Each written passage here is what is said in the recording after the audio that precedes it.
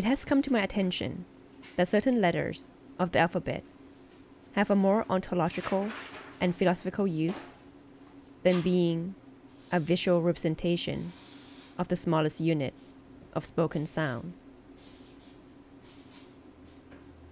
The most versatile letter proves to be the X.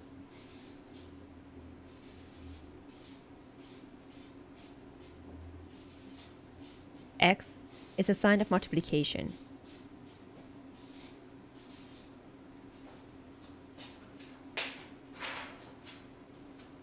From the Greek, chi, which means unknown.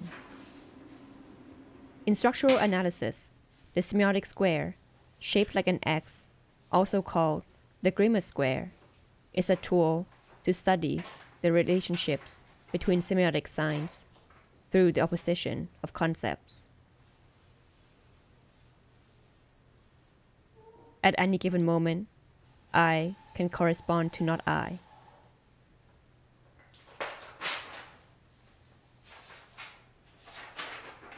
And you can correspond to not you.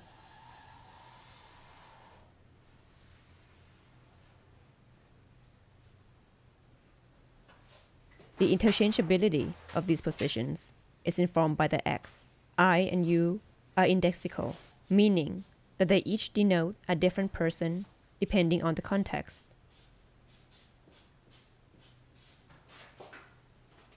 It can be equally understood that in certain contexts, the you that is being addressed is not you, and that the I that is speaking / enunciating is not I. Between the I and the you, and the not I and the not you, is a multitude. You is also you plus you. In speech, you hides its own plurality. The experience of spectatorship illustrates this purpose. The you of the addressee becomes the you of the audience at the moment of reception of the performance.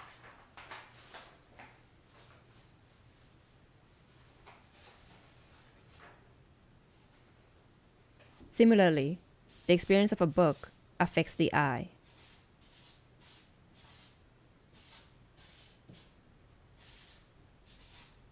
The eye of the author becomes the eye of the reader at the moment of reading. The abstract nature of the written word assigns no specific identity, so that the I can be at once the not I. Since there are no specific identities that can be assigned in relationships formed by the X, it is used as unknown in mathematical equations.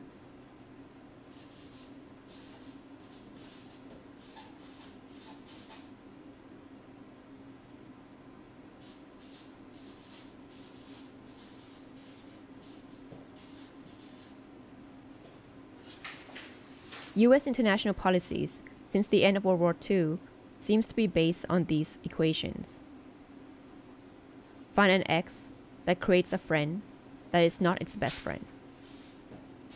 Find an X that is a friend of its worst enemy. Find an X that is a friend of itself. Find an X that is the best friend of one of its enemies. Find an X and a Y such that X creates the best friend of Y and Y destroys the worst enemy of X.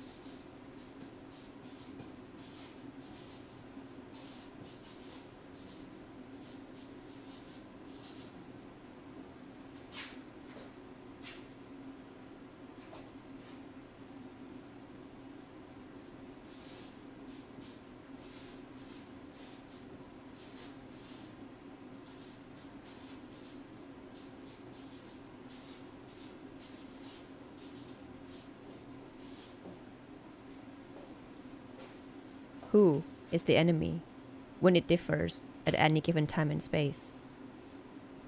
As part of proto-language, the X is used by Joan of Arc and an alphabet as their signature.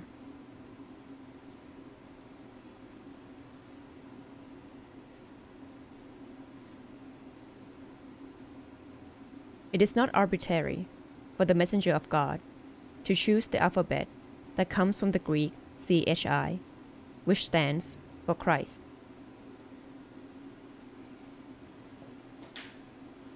Joan of Arc is sometimes Jesus Christ. After all, Jesus said that we should love our enemies. In fact, there is an X such that he is friend of his worst enemy. Such an X is called Messiah.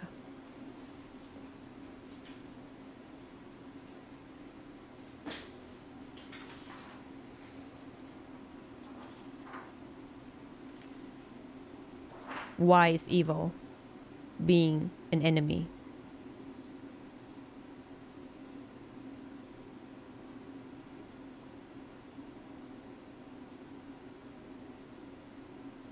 A Messiah is an X who is a friend of ECQX, the worst enemy of X.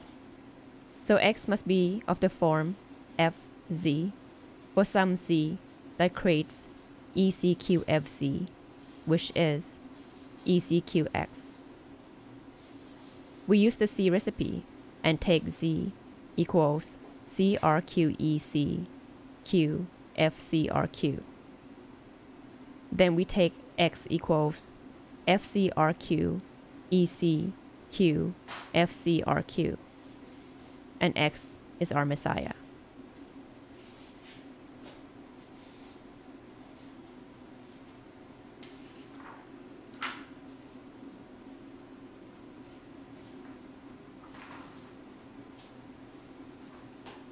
The situation is analogous to the human genetic code.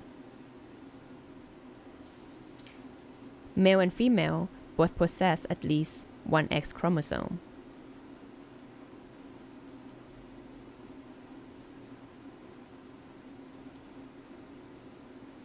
While Y modifies and differentiates the two genders, the X renders that barrier fluid.